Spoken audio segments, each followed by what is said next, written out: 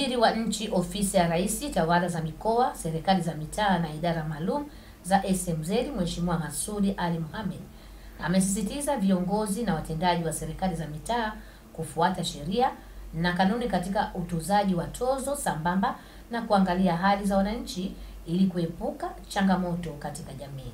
Amesema hayo wakati alipokuwa akizungumza na viongozi na watendaji hao huko ofisini kwake Vuga mjini Unguja, ambapo amesema ni vyema kuweka mifumo imara yenye tija katika ukusanyaji wa tozo kwa maeneo ya maegesho.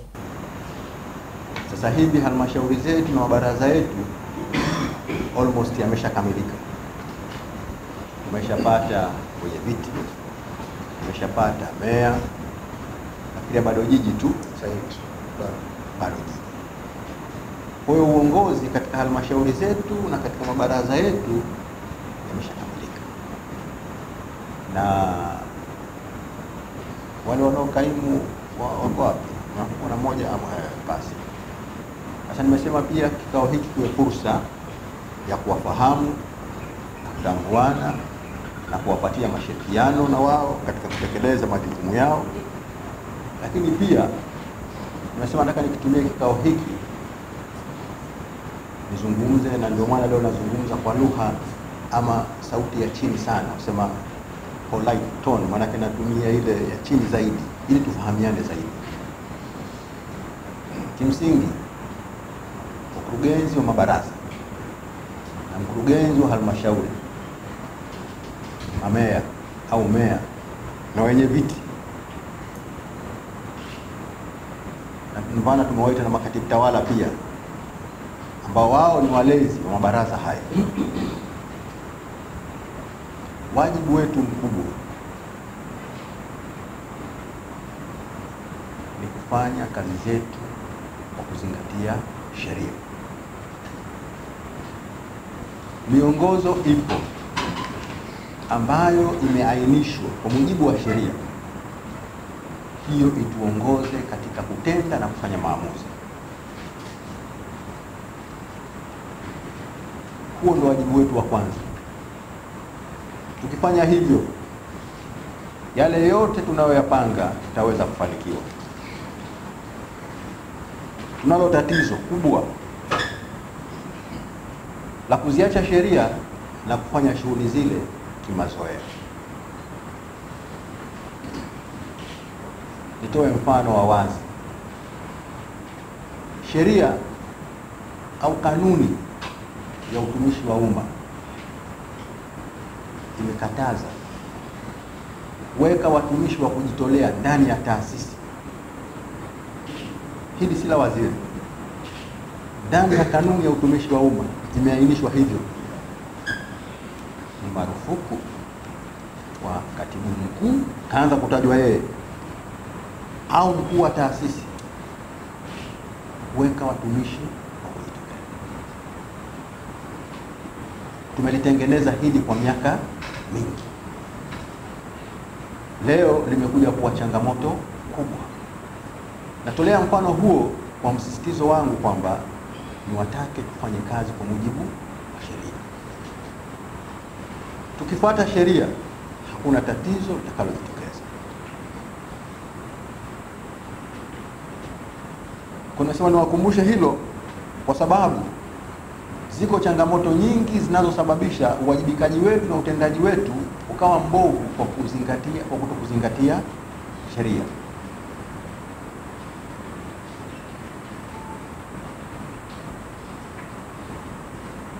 Mfano mwingine nataka niutoe wa wazi kabisa, maana sipoyasema haya tutakuwa hatufahamiani.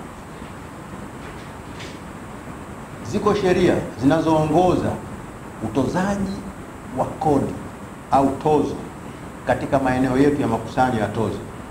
Tuzingatie sheria zile. Tusitoe kwa utashi au tusiwatoze wananchi kwa utashi, kwamba leo tunasema tozo ya parking katika eneo fulani 1000, kesho unasema 3000. Najua mme outsource suala kwa mfano la maegesho. Lakini kabla ya kuingia mkataba na yule ambaye tunataka kuingia naye mkataba, zitazameni hali za wananchi wetu. Siku zote nimekuwa nikisema sisi tunaongoza watu. Tusipowahurumia wale, hakuna mtu mwingine yoyote atakayekuja kuwahurumia wale.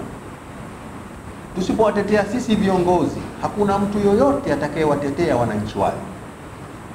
Na ndio maana kwa muda mrefu wamekuwa wakipoteza imani kwa serikali yao.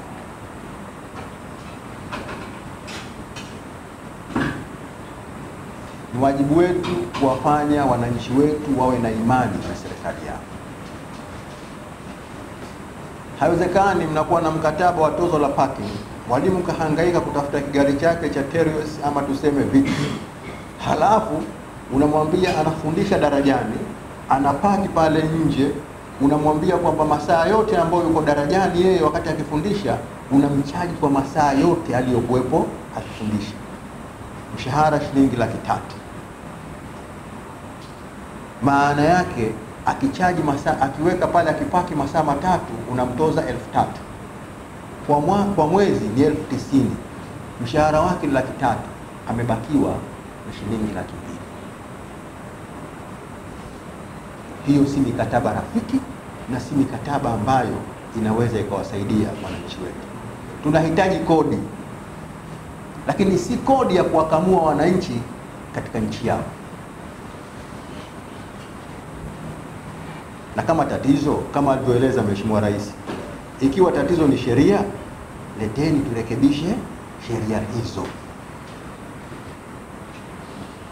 Ikiwa ni bylaws, ni sheria ndogo ndogo mlizozitunga nyinyi kwenye mabaraza, kwenye manispaa, kwenye halmashauri, kaeni mzirekebishe. Narudia kusema, tunahitaji kodi, lakini si kodi ya kuwaumiza wananchi, hasa wanyonge. Katika eneo hilo lazima tuwe na huruma. Katika eneo hilo lazima tutangulize utu. Na ndio maana nimesema bahati nzuri wenye viti wa mabaraza mpo, wenye viti wa halmashauri mpo. Najua ujumbe huu pia mtawafikishia na waheshimiwa madiwani. Mnapokaa kujadili masuala ya kuwatoza wananchi, lazima kwanza muangalie hawa wananchi mnaotaka kuwatoza ni wananchi wa aina gani.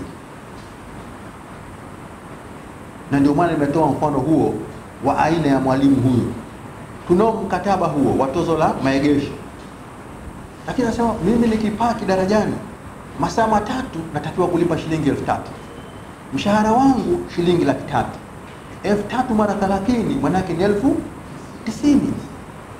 Ndani ya mshahara wake umeshampunguzia shilingi 90,000. Ina maana kabakiwa na shilingi 220,000. Kila mmoja anajua maisha yalivyo. Na ndio maana nimesema tusiposimama sisi kama viongozi, na si waziri peke yake, na si Mheshimiwa Rais peke yake, wala makamu wa pili peke yake, na sisi kwa nafasi zetu lazima tuimbe wimbo huo kwa umoja wetu.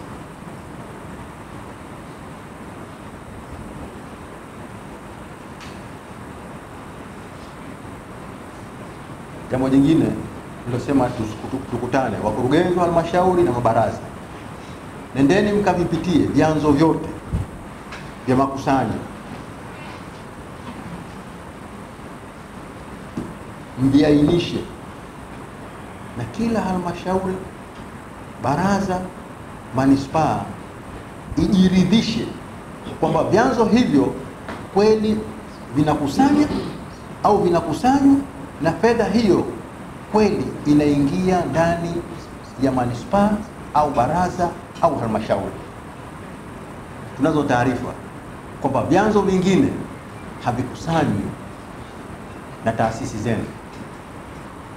Ni watu wametenga kama ni eneo lao la kujikusanyia, aidha kwa nafasi zao au kwa ujanja fulani.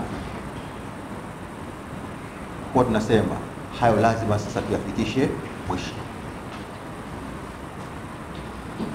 Si waziri, si katibu mkuu, si mheshimiwa mkuu wa mkoa, si mheshimiwa mkuu wa wilaya, si mkurugenzi wa halmashauri ama baraza ama mkurugenzi wa manispaa huna mamlaka ya kusema eneo hili ama chanzo hiki ni cha kwangu mimi, nitakusanya kwa faida yangu mimi. Hakuna. Na katika eneo hilo niwaombe sana watendaji wenzangu, maana na mimi ni mtendaji vile vile, nitoe tahadhari kubwa, sita kuchukua hatua nikisha kujiridhisha bila kumwonea mtu kwamba kuna eneo la ubadhirifu ama rushwa katika maeneo hayo.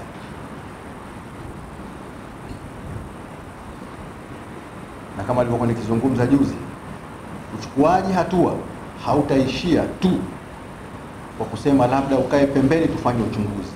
Hapana, tutakwenda katika taratibu za kisheria ambazo zinatuongoza. Kama ni kosa la ubadhirifu wa mali ya umma, wapi uende? Kama ni kosa la rushwa, wapi uende? Kwa nimesema kabla ya kuchukua hatua na kila siku hatua, na ndio maana nataka niseme wazi, hakuna halmashauri, hakuna baraza la mji, hakuna manispaa ambayo hatufanyi uchunguzi. Na yapo miongoni mwenu tumeshaletewa taarifa. Taarifa zile zitatuongoza sisi katika kuchukua hatua. Hataonewa mtu, lakini hatutasita kumchukulia mtu hatua. Ni washauri na nyinyi, msisite kuwachukulia hatua walio chini yenu. Haiwezekani mkurugenzi wa manispaa, mkurugenzi wa halmashauri, wewe uwe muhanga kwa walio chini yako. Anayekusababishia hayo ni afisa manunuzi, muondoe. Na usimuondoe kwa kumhamisha, muondoe kwa kumwambia, na kuondoa kwa sababu umefanya 1, 2, 3, na mfikishe kwenye vyombo vya sheria. Niwasihi sana, tusipochukua hatua sisi, tutachukuliwa hatua sisi. Maana yake usipowajibisha walio chini yako, utawajibishwa wewe. Najua suala la kuchukulia hatua ni suala zito, na wengi tumetanguliza muhali mbele katika kufanya maamuzi. Niwaombe sana, ondoeni muhali katika kufanya maamuzi. Tusiwaonee watu, lakini pia tusiwe wazito katika kuchukua hatua.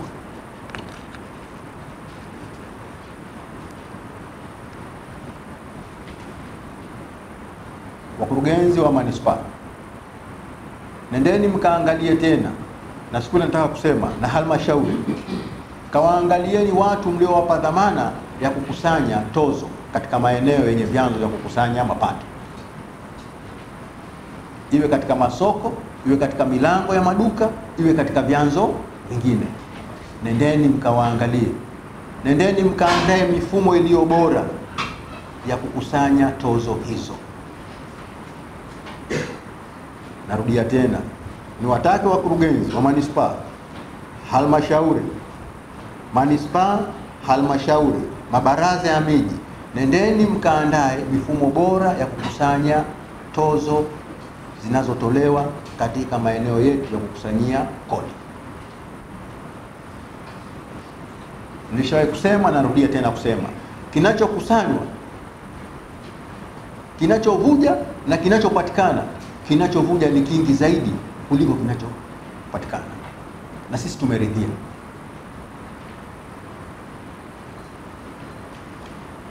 Nitoe mfano wa wazi.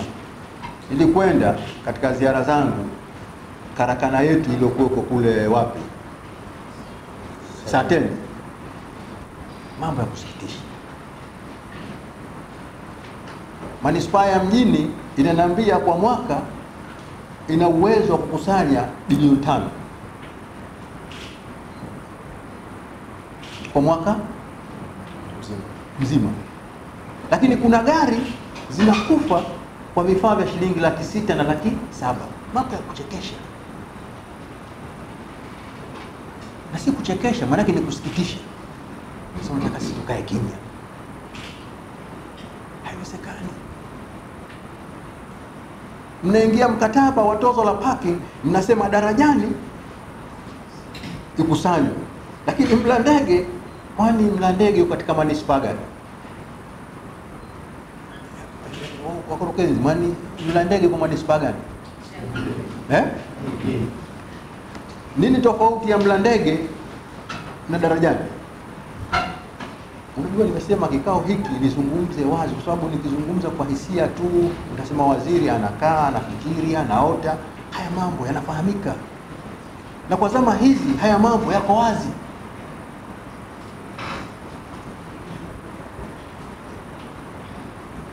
Sema Darajani pale, mkurugenzi wa jiji pale, jengo la treni ile, hichi kipande kutoka anapouza halua Baresa mpaka huku kapewa mtu akusanye, kalipishwa milioni 6. Angalia vichekesho hivi, au angalieni hayo mambo yaliyofanyika. Kutoka pale anapouza halua Baresa kwenye jumba la treni kapewa mtu akusanye, katozwa milioni 6. Hana mkataba, hana chochote. Kaambiwa nini? Eneo la ZSSF. Unajiuliza sasa, ZSSF vipi?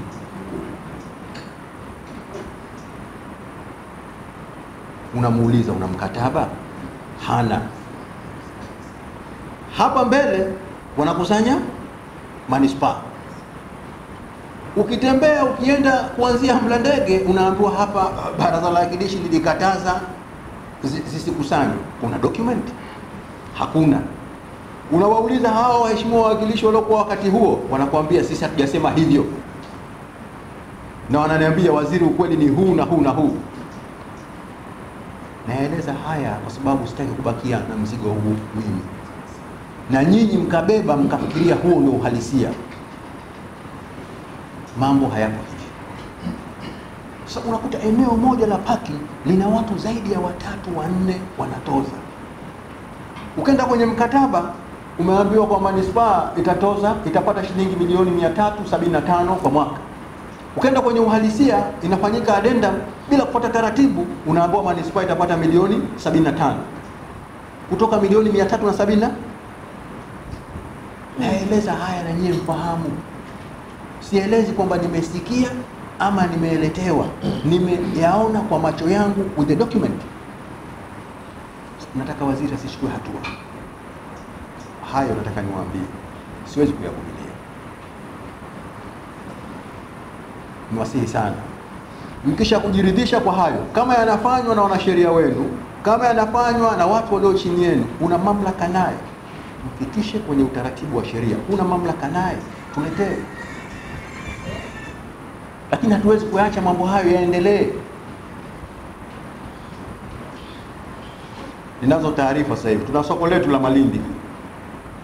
Kaimu mjini, unajua unaanza na changamoto hii, linaelekea kwenda kukamilika. Taratibu zifuatwe kwa wanaostahiki kupata nafasi kule. Tuna soko letu la wapi? Kibanda Maiti. Ninazo taarifa kwamba watu ambao hawahusiki wameanza kuandikana majina. Nilishalieleza hilo tokea akiwepo mkurugenzi. Dhamana hii usije kukubali kudanganywa. Asije mwanasiasa au mwingine akaanza kukwambia hawa nimeagizwa. Hakuna aliyekuagiza. Mimi sitakuletea mtu. Na kama mimi sitakuletea mtu, manake usikubali kuletewa mtu. Hakikisha soko lile linakwenda kukaliwa na watu ambao walistahiki. Na hili nilisema mwanzoni, agizo la Mheshimiwa Rais ni kwamba kuna watu ambao wamelengwa maalum, ambao wanahamishwa kutoka maeneo yao wanaofanya biashara wakakae huko. Tusije kwenda kuona kuna watu wengine unaambiwa hapa kuna mkuu wa soko ana vibanda vyake 3. Kaimu mkurugenzi, ukiona kuna mtu wa namna hiyo kwa cheo chake chochote niletea. Usikubali. Hii hofu ya woga ya kusema fulani kaagiza, fulani kasema kinyume na sheria, nimekuwa nikiyazungumza sana. Haya tuyafikishe mwisho. Tusikubali.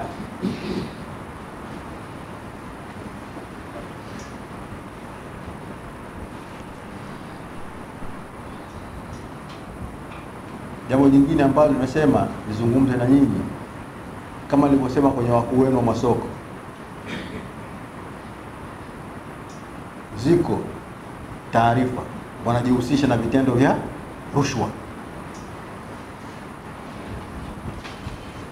kakaeni nao, wakumbusheni, ili mkifika mahala hawataki kufuata mnayowaeleza, chukueni hatua.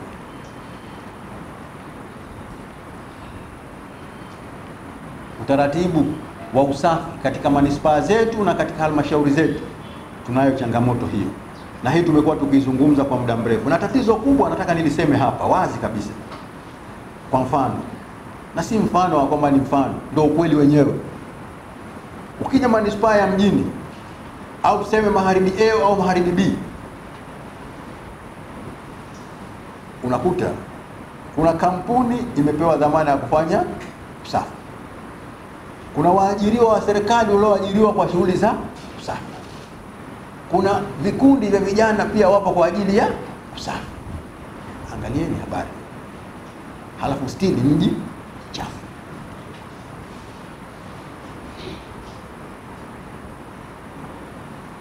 Ndani ya manispaa, ndani ya manispaa, wakati mwingine nimekwenda Pemba kule, ndani ya baraza la mji, natolea mfano kabisa la Chake Chake.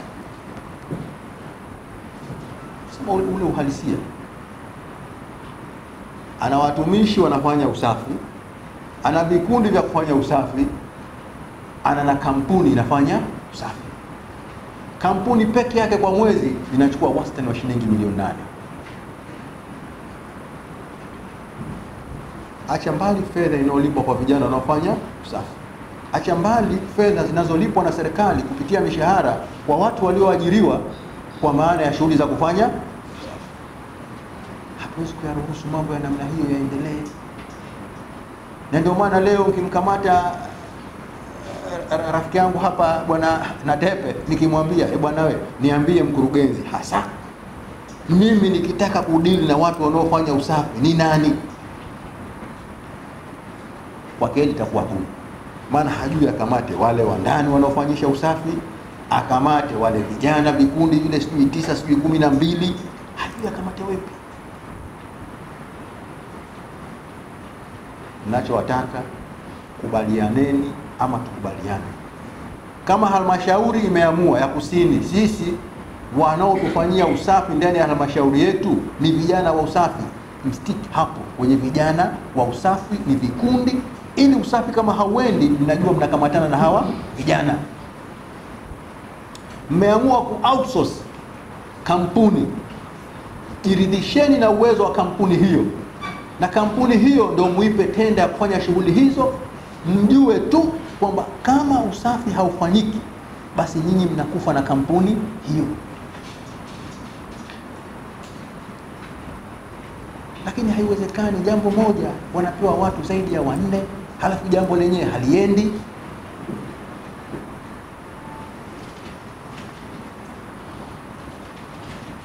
Lazima huko tutoke, tusimame kwenye eneo moja lenye kuleta ufanisi. Tunapokataza rushwa, ubadhirifu wa mali ya umma, uzembe na kutokuwajibika, inaonekana kama ni wimbo mpya kwenye masikio ya watu. Na ndio maana inaonekana wimbo huo wanaoweza kuimba na kukubali ni wachache. Ni watake wakurugenzi, mkiwa sehemu ya ofisi ya Rais Tawala za Mikoa na idara maalum za SMZ, kalazimisheni watendaji walio chini yenu waimbe wimbo huo kama tunavyouimba sisi. Kila mmoja ana wajibu wa kuwajibika, kila mmoja ana wajibu wa kukataza na kupiga vita rushwa, na kila mmoja ana wajibu wa kukataza na kupiga vita kutokuwajibika na ubadhirifu wa mali ya umma. Narudia kusema, tukijiridhisha kwamba likaonekana hilo ni la waziri, likaonekana hilo ni la baadhi ya viongozi, lakini wengine wanataka turudi au tuwepo kule kule tulipotoka, hatutasita kuchukua hatua. Nataka sote tuimbe wimbo moja. Waziri, Mheshimiwa Rais akisema rushwa ipo na ni dhambi, na waziri aseme hivyo, na mkurugenzi useme hivyo, na walio chini yako wote waseme hivyo. Lakini isionekane anasema waziri alafu wengine wanasema povu la soda. Haliwezi kuwa povu la soda, litakuwa povu la maji. Halifi. Itaendelea kuwa hivyo. Nataka niwaambie kabisa, ukweli ni kwamba na serikali ya awamu ya 8, moja ya vipaumbele vyake ni kupambana na rushwa, ubadhirifu wa mali ya umma, kutokuwajibika, uzembe. Hiyo manake wanasema ni pointi namba 1.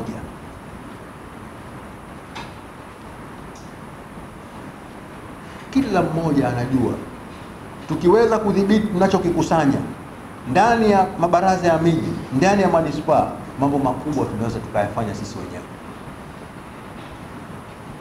Lakini ikiwa makusanyo yanayokusanywa ndani ya baraza la mji kati, mimi waziri naagiza zangu, mkuu wa mkoa anaagiza za kwake, mkuu wa wilaya anaagiza za kwake, hakuna kitu hapa kitafanyika. Na ndio maana yahubiri hayo hadharani kwamba sisi hatuwezi kuhubiri maji halafu sisi tukawa tunatumia wine. Tunahubiri maji, tutumie maji.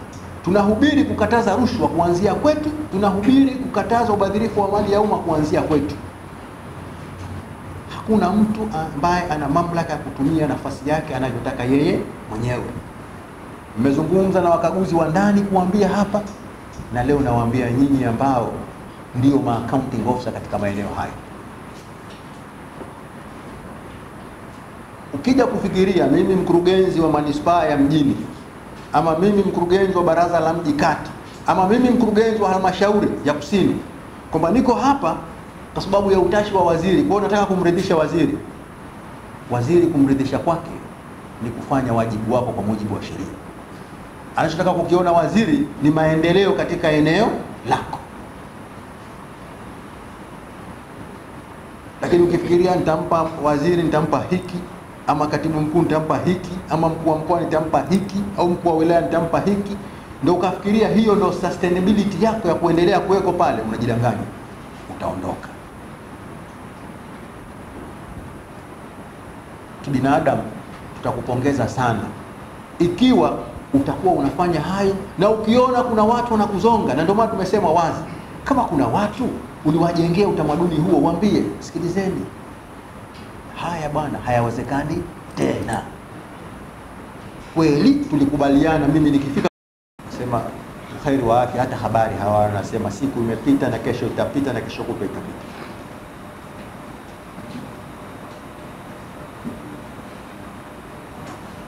Maagizo yangu niliyoyatoa wakati nikifanya ziara baraza la mji kati, nilitoa maagizo, taarifa umeniletea, nimeshaisoma yote.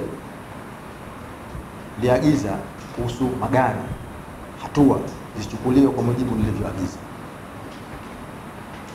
Manispaa ya mjini nilikwenda saa 10 kwenye karakana, kama aliyeondoka kakukabidhi, kama hakukabidhi nenda njoo uione taarifa ilivyo nilichokiagiza kwenye magari yale.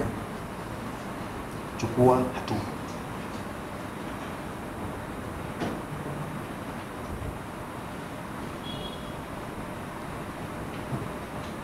Tuwe aggressive wakati mwingine, wakati wa kufanya maamuzi. Tukiwa lenient sana, tutafikia mahala kila kitu kitafeli. Yako mambo watu wanayaona kwa macho, yako mambo wataambiwa na wataalamu. Tuyachukulieni sana hatua mambo watu wanayoona kwa macho.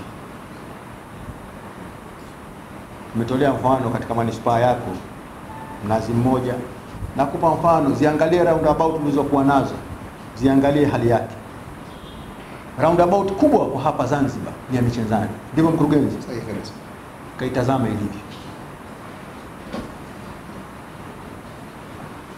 Roundabout ndogo ndogo zilizokuwa ndani ya manispaa hii ya mjini, kaiangalie hiyo hapo ya iliyokuwa zamani tume ya uchaguzi mbele ya Haile Selassie.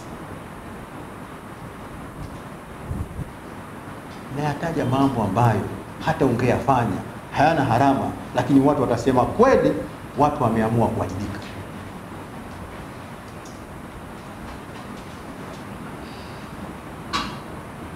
Lakini haya huwezi kuyaona ikiwa kuanzia saa 2 utakapoingia ofisini mpaka saa 10 utakuwa umekaa ndani ya kiti, una swing.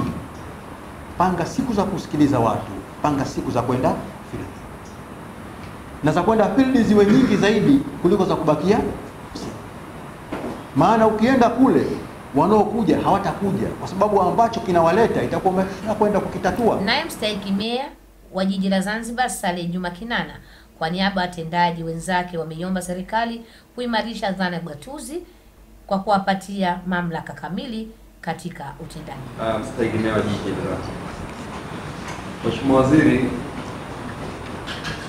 ni kwanza niungane mkono na ndugu yangu kwa lile ambalo kalizungumza, nisingependa kulirudia. Ni kwamba manispa miongoni mwa sekta ambazo zimejatuliwa, inaonekana huduma kubwa zaidi ndio ambayo imeshushwa. Kwa unakuta kwamba kiwango kikubwa cha pesa ambazo sasa hivi kinaingia manispa kinakwenda katika zile sekta katika kuziwezesha, lakini vyanzo vile muhimu vimebakia kule. Kwa mfano hata sekta ya elimu, miradi mikubwa na mambo mengine pamoja na afya, unakuta kwamba yamebakia kule. Kwa hiyo kuwapikia watoto uji na mambo mengine unakuta kwamba ndio imeshushwa manispa. Sasa nilikuwa nataka tulitole mfano kwa sababu hili limekuwa linazirudisha nyuma manispa kwa kiwango kikubwa sana. Kwa hiyo mimi ningeomba tu hili litizamwe kwa ukaribu zaidi. Lakini mheshimiwa, mimi nilichokuwa nataka kukiomba, kuna tatizo tunalo kwa upande wa manispa ya mjini. Tatizo tulilonalo, hili lilikuwa ni shamba la bibi la muda mrefu, watu wamepiga sana. Manispa ya mjini, maeneo yote ambayo nyeti ukifuatilia unakuta kwamba hayapo tena mikononi kwa serikali. Ardhi ni mali ya serikali, lakini vile vitu nyeti havipo. Mfano, manispa mjini hapo katika kumbukumbu kulikuwa kuna vyoo ambavyo vilijengwa na walopita watangulizi wetu kwa nyuma. Lakini leo watu wanajigojolea kwenye vikuta mitaani, wanajisaidia, wanachukua chupa, unakuta zimetupwa. Lakini unajiuliza, huu mji ulikuwa hauna hizi sehemu za huduma? Lakini unaambiwa kuna mtu kakodishwa, labda kuna stationery au kuna duka au kuna sehemu za mama ntilie, sijui mamalishe. Mimi ningeomba Mheshimiwa Waziri, kwa spiriti hii ambayo tulionayo, haya maeneo yote, hii ni mali yetu. Na kama ni mali yetu, na kama lilijengwa kwa mantiki ipi? Lilijengwa kwa mantiki kwamba hapa pahala usafi katika mji uhuike. Leo maeneo ya kupata hizi huduma hatuna, hatimaye unakuta wananchi wetu wanakwenda katika maeneo ambayo yalikuwa sio rasmi. Kwa mimi nilikuwa naomba tu mheshimiwa, pia kwenye hili tutizame kwa jicho jingine. Lakini la mwisho, mheshimiwa, tuna tatizo katika masoko yetu. Baadhi ya watendaji huko masokoni, unaambiwa ukiingia sokoni, ukienda utaambiwa hii milango bwana ishauzwa. Inakuwaje mlango wa serikali unauzwa? Soko la serikali. Lakini mamlaka sasa hivi unakuta kwamba kweli unaweza kuingia ndani ya mlango, utambua mlango wako ushauzwa, mlango ushauzwa milioni 30, wako milioni 45, wako milioni 50. Nasema shamba la bibi kwa sababu waliopiga washapita. Litakayemwangukia shamba hili ni alokoko sasa hivi. Tushirikiane na wakurugenzi wetu ambao wako leo, wenye vitu wetu, ukizungumzia masoko haya na kusudia halmashauri, na kusudia mabaraza ya miji, na kusudia na maeneo mengine. Vyanzo hivi vyote ambavyo vitakuwa vina land investment, vyote ambavyo kwanza tuombe tupatiwe hati miliki vyote kwa pamoja. Tuna changamoto, unaweza kukuta kwamba manispa wameomba investment, wanataka kufanya usafishaji wa mji pahala fulani, lakini eneo lile hata wameiomba kuipata hati ile inakuwa ngumu. Lakini cha kusikitisha, muda mfupi unasikia eneo lile wamepata taasisi fulani. Manispa ambao walikuwa na jukumu la kusafisha mji ule hawapati lile eneo. Mfano labda nitoe mheshimiwa wa ushahidi, tulikuwa tuna eneo sisi unit number 10 manispa Magharibi D. Eneo lile unit number 10 manispa wakaliombea hati wapatiwe kwa ajili ya kufanya uwekezaji. Hata ikiwezekana hata kuondosha magereji bubu, kupeleka yote, kutoa nje ya mji kuwapeleka kule. Lakini cha kusikitisha, mpaka tunakwenda kwenye uchaguzi tunakuja kupata taarifa mwishoni kabisa kwamba eneo lile watu washagawana viwanja, eneo lile hakuna tena. Sasa unajiuliza swali, kama manispa au mabaraza ya miji, sisi ndio twenye watu na sisi ndio twenye hizo kazi ya ngumu. Mataka yako kwetu, magereji bubu yako kwetu, nani hayo carpenter zilizoko barabarani ziko kwetu, wafanya biashara wadogo wadogo wako kwetu, bila ya kuwa na resource bila kuwa na nani eneo la wazi lililokuwa liko free zuri, bila kuwa na maeneo ya kutosha. Mji huu hatuna uwezo wa kutengeneza. Leo cha kusikitisha ni aibu, hata watu wanapotengeneza ramani ya mji huu, zile open space kutujulisha tu, wewe manispaa yako hii una open space 200, pia hatujui. Au labda pengine kama kutakuwa kuna mkurugenzi katika eneo lake anafahamu open space zote alizonazo ngapi. Lakini cha kusikitisha ni aibu pia kunapojitokeza kutaka kufanya uwekezaji, ukiombea open space ile unaambiwa hapa kuna mheshimiwa X, kuna mheshimiwa Masudi hapa, inabidi urudi nyuma, maana ukitizama ukitia mdomo ushakosa kazi. Sasa mimi nilichokuwa nataka kukiomba, sijamtaja mtu, ninachotaka kusema kwamba kama tunakusudia kweli tunataka kutengeneza mji, udhia ambao umewakabili wakurugenzi na wenye viti wa halmashauri pamoja na mamea huwa kuwapatia maeneo mengi kwa ajili ya uwekezaji, wapatiwe. Watakapopatiwa watakuwa na uwezo mkubwa wa kufocus, kuweza kuplan. Leo tunaweza tukasema tuna wachumi wa kutosha, leo tunaweza kusema kwamba tunawekeza watu wa mipango wa kutosha na manispaa, lakini hakuna mpango labda au uchumi ulioweza kuwekezwa. Hawawezi kufanya kitu kama atakuwa hawana investment lens ya kutosha. Beatrice George kutoka Ofisi ya Rais, Tawala za Mikoa.